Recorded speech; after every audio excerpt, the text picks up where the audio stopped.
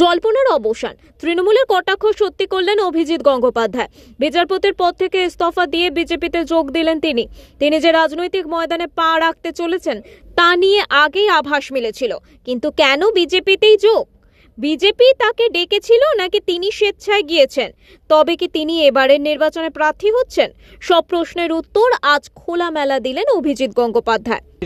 সেটা হচ্ছে যে আমি ভারতীয় জনতা পার্টিতে যোগ দিচ্ছি এবং এই যোগদানটা আমি শীঘ্রই করব, সম্ভবত 7 তারিখে।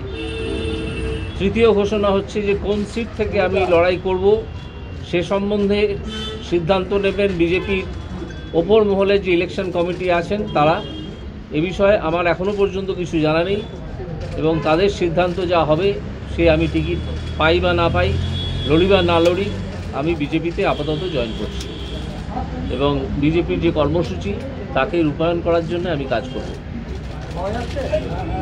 এবার আপনাদের যা প্রশ্ন আছে আপনারা করতে পারেন।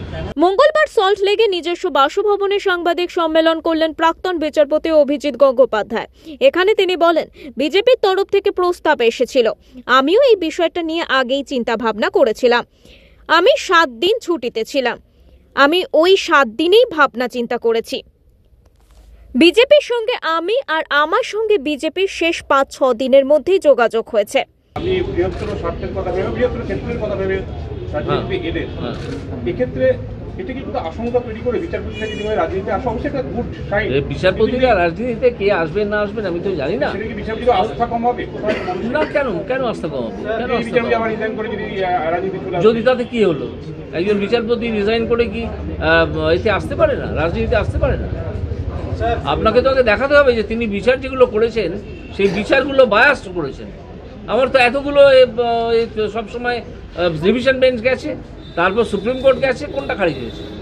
এরা মিথ্যে কথা বলে বেড়াচ্ছে কল্যাণ ব্যানার্জি এবং তার অন্য সাঙ্গপাঙ্গরা যে আমার অন্য অনেক এই নাকি খারিজ হয়েছে। কোথায়?